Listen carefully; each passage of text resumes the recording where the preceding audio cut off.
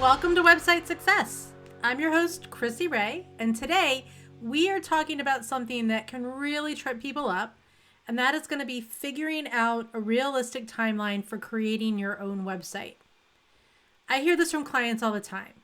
One of two different versions. Either I need my website done next week, or I think it's going to take me a year to get my website ready. And honestly, both of those timelines can be problematic.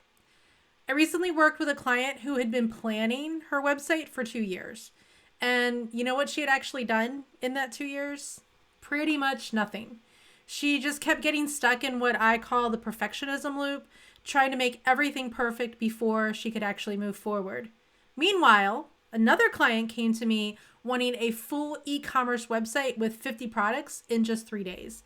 And that's just not realistic. So again, either of those timelines, probably not going to happen. Because I do get those timelines proposed to me from time to time, I want to give you a better understanding of what a realistic timeline looks like, especially when you're going to DIY your website. And I want you to make sure that you're able to keep moving your project forward. So we're going to break down making a DIY website into some phases and talk about how long each of those phases should take. And just keep in mind throughout this discussion that the timelines I'm talking about are for a basic DIY website. If you're building something that's a bit more complex, like an e-commerce website or a membership website, or if you're working with a web designer or a web developer for some or all of your website, then your timeline might look completely different. So keep that in mind throughout this discussion. Now, phase one of your website project should be your planning. And this is going to be where you figure out your website's purpose, you identify your target audience, and you set some clear goals for your website. You absolutely need to do this. If you're not doing this, if you're not planning out your website, then you are probably going to run into problems later. For most small business owners that are building their own website, you can probably do the basics for this in a few hours. And I do have a website success blueprint in the resources at websitesuccessacademy.com that'll walk you through the entire process. And I even have a video in the courses that show how to use AI to fill out that blueprint. If you want to do some very, very thorough research, you're probably going to need more than a couple of hours. You're probably going to need a few days or possibly even a week. And this is working on it part-time. Now, the biggest holdup usually in this phase is going to be drowning in the details. There are a lot of things to think about, and way too often I see clients spending hours or even days trying to get every single part of their plan just right. Yes, you do need a plan, but I don't want you to get stuck on the first step. So give yourself a timeline of no more than a week to work on your planning for your website, and whatever you have, great, refine it, review it, and then move on to the next step. Phase two of creating a website is going to be your content creation, at least if you follow my website success path. And this is often going to be where people get really, really stuck. In fact, I would say this is probably the most common roadblock for both my DIY and my done for you clients. During the content creation phase, you need to write your copy, gather or take your photos or get some headshots done, and maybe create some graphics. When I build a website for a client who's going to give me their content, I usually schedule about 2 weeks, maybe 3 for this phase. It depends on how much content they need to give me. And they can usually do that if they stay focused and don't let that perfectionism get in the way. Earlier this year, I gave a client 3 weeks to work on their content because they had a lot of pages. And now we are about 5 months later. I think we're almost 6 months later. And I'm currently still waiting on it. So their project is on hold. This is a done for you client. Their project is on hold until I can get that content. I can't do anything without their content. If you're planning to DIY your website, I recommend giving yourself between 1 week and 3 weeks to work on your content. Try not to go much longer than that because otherwise you're going to get stuck in that perfectionism loop. Write your content like you're explaining it to a friend. Don't worry about making it sound professional in your first draft, and don't use a lot of jargon, and don't worry too much about how good it is. You want it to be good, but it doesn't need to be 100% perfect. You can always edit it later. That's one of the really nice things about websites. You can change them, and in the case of a lot of websites, the changes are going to show up pretty much right away. And also remember, you don't need the perfect photos of everything before you launch. You can start with just the essential ones, which can include stock photos and selfies with your phone. And you can add to it later, and you can upload your professional headshots and other photos later. The next step is going to be phase 3, which is usually the design, which might also include your branding. And this is going to be where you choose your colors, your fonts, and the overall look or template for your website. You might also need a logo. So if you haven't already created a logo, you didn't hire somebody to create a logo, this is where you're going to create that logo for your website. Now, with the right guidance, you can probably do most of this, if not all of it, in a day or two.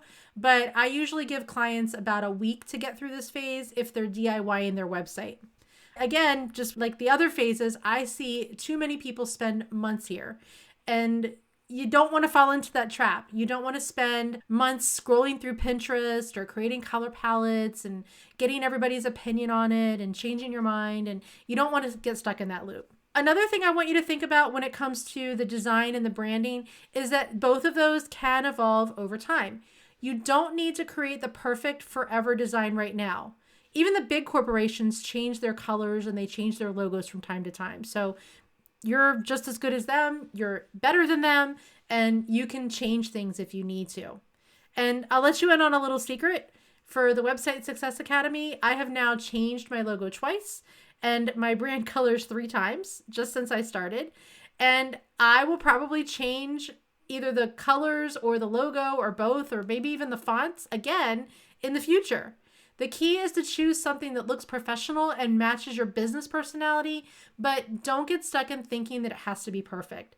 And if you're DIYing it now, if you can afford it down the road, hire somebody to do it for you. Hire a branding professional to redo the brand or reconcept the brand later, and then you can roll that into your website later on. The next phase, phase 4, is the actual building process. And for most of my clients that are DIYing it, this is often going to be the fastest part.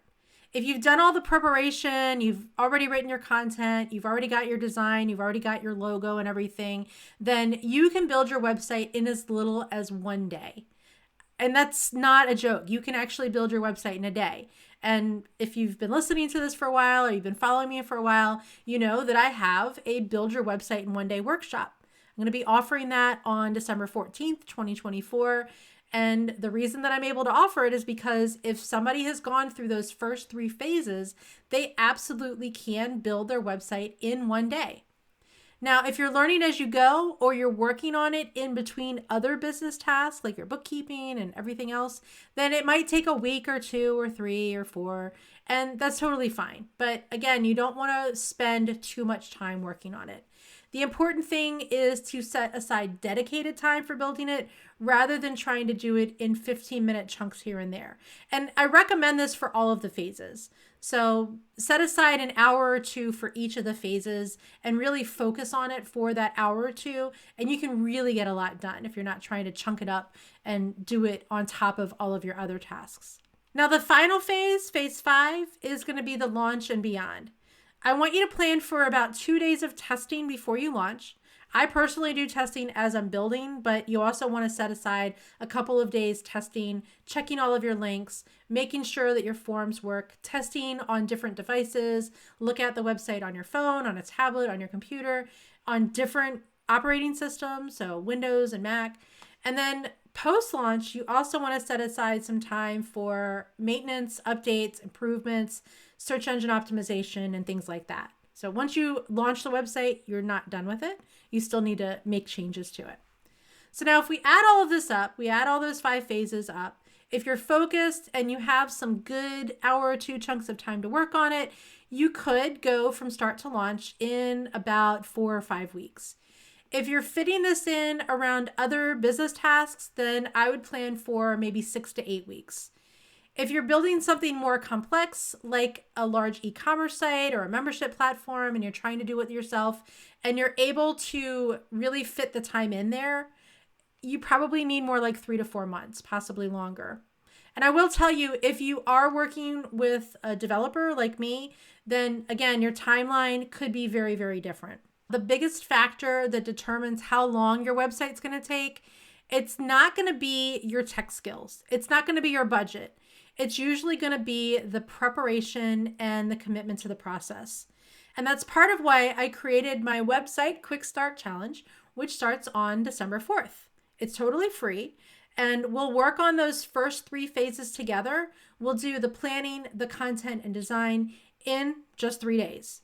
Now, we're only going to do the basics of those 3 things. You're going to get the sort of the bare minimum that you need to build your website, but you will get the basics of those 3 phases done during those 3 days. And then you'll probably need a few more days to kind of follow up on it. And once you're done with that, if you wanted to actually build your website, you can join me for the Build Your Website in One Day workshop on December 14th.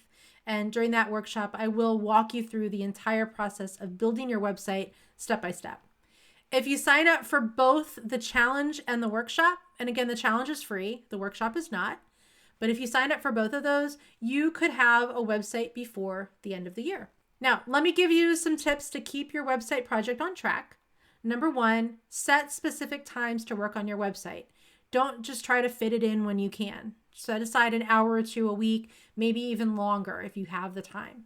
Another thing I want you to do, number 2, is going to be to get feedback at each phase, but only from people in your target audience or people who have relevant experience or relevant expertise. Don't ask your BFF for feedback unless they're in your target audience or they're an expert, because they're probably going to just tell you it looks great. And that's not very helpful. You don't want people just telling you it looks good because they love you. You want them to give you an honest opinion. Number 3, I want you to remember that done is better than perfect. You can always update and improve your website after it launches. That's really one of the things I love most about websites. It's not like you're printing it out and handing that out, and once it's done, you can't make changes to it. You can make changes to a website.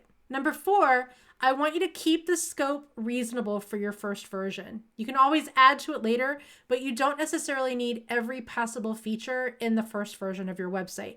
If you need e-commerce, maybe think about launching without the e-commerce.